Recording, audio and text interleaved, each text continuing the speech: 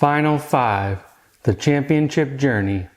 This is your review for 2. Good day, my name is Joe. Today we'll be going over Final 5, the championship journey, and how it plays with 2 players. Now this game is a 1 to 5 player game where you'll be building up a team of basketball players, your team of 5 basketball players. You'll be going through a regular season where you'll be trying to score the most points and do the best to get in the best seed for the playoffs. And hopefully by the playoff time, you have the best team assembled, you have your cards in hand ready to play, and you win the championship. So let's see a little bit more how to play.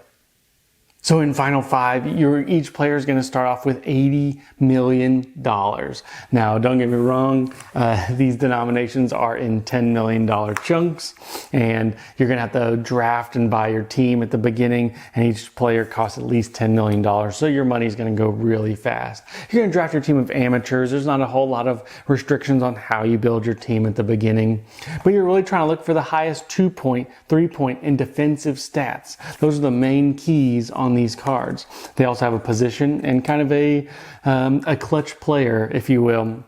Probably won't see a whole lot of those at the beginning, but you're going to draft your team and then you're going to go into the regular season. Now, the regular season, you'll get 2 points if you win the game. This is kind of the easy part about the game. It's going to be played over 5 rounds.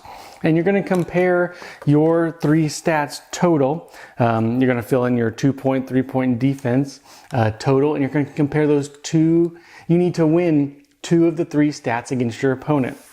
Now, in the 2-player or solo game, there's going to have a whole lot of kind of benchmark stats you need to beat for the other teams.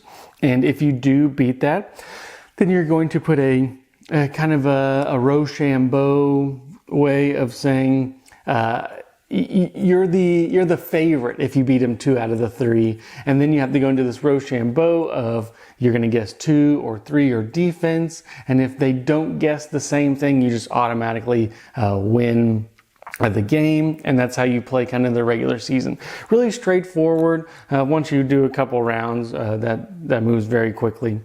There are a couple trade rounds in between. You'll get some extra money, be able to buy new players, get new cards, get new gotcha cards, but your ultimate goal is to do the best you can during the regular season so you go into the playoffs. And the playoffs are a little bit more involved. That's kind of what you're building your team to. You have a little bit more restriction on what you can do, but you're trying to build the best team you can. And then it comes into the playoff where it's going to be played over 5 different rounds. You're going to be playing your 2-point defense. You're going to be trying to score points on this board. You're going to be rolling this dice to roll under it. Also plays very similar on the Rochambeau. You can play your defense, try to stop them. But over the course of the game, you're going to be just playing these heat markers and such. So I don't want to explain the whole game here. I think they do a decent job on one of the how to play videos. But that's essentially the game. You're trying to build your team, win the regular season, get to the finals, and then play a game where it's going to be played over these 5 mini rounds and score as most points as you can. So let's see a little bit more what I thought about the game. So the components in this game, they're fine. The cards are fine. I really do like this little scoreboard. They come with dry erase markers. I really like the tray that this box comes in, the organizer. Everything is pretty well done. The art kind of looks AI if that really turns you off of this game. I can't super tell, but it does it looks that way.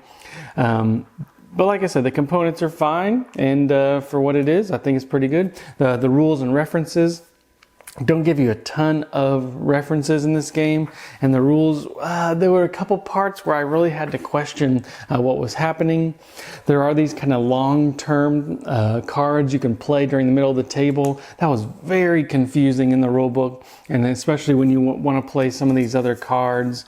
It just didn't go over those quite well. It just wasn't intuitive on how to get those to the table. The fun part of the game was the kind of bluffing, kind of the rock, paper, scissors portion of the game with the opponent. I thought that was the most fun, but The rules themselves, it just wasn't quite clear. Could have used a couple examples or something in this rule book. I think they just could have done better on that one. Let's talk about setup and table size. Well, setup really won't take you too long. There's 2 decks of cards, one for events and things you can play, and the other for players. The rest of them come in little chips and everything like that. So I'd say setup in this game probably takes you about 5 minutes. Really quick game to get to the table. Table size also pretty small. You just have your little area. This can definitely be played on a 3x3 or at a bar. This is just a nice, easy game to get to the table, and a compact game as well.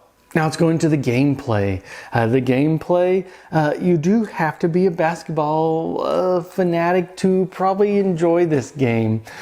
There's a lot of themes in the game that really come out, but you have to know kind of the nuances of basketball. These cards in there are very thematic. The players are kind of nice. It's nice to, say, am I going to shoot a 2 or a 3-pointer depending on my stats? What does my opponent think I'm going to do? Are they going to play their defensive chip in the playoffs now, later? And I don't know. The basketball theme really shines in this game. There is a little bit of dice luck in the game, but you have a little mitigation in these heat up cards. There's just a lot of thematic presence in this game. Now the game itself, at the beginning, drafting the cards with $80 million is just kind of seeing who's out there that I can actually afford.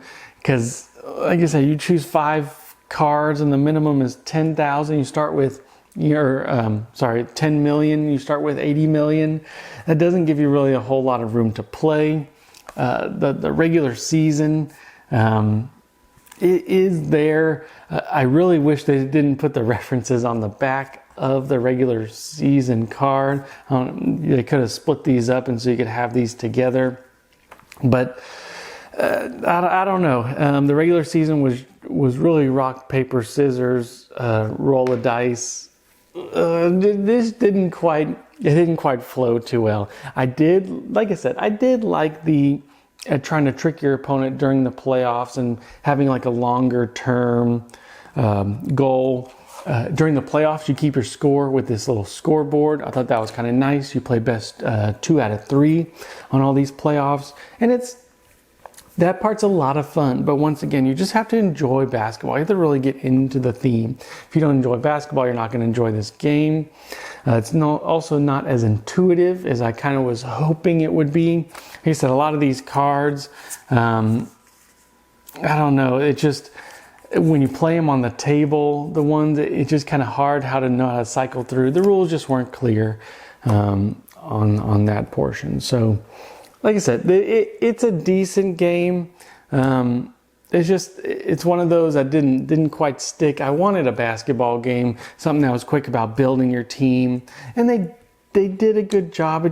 Maybe this game just wasn't for me. But if you're a super basketball fanatic and want a quick game that plays in about 30 to 40 minutes. The kind of longest part is the playoffs, where you have to do all these best 2 out of 3s, especially if you have multiple human opponents.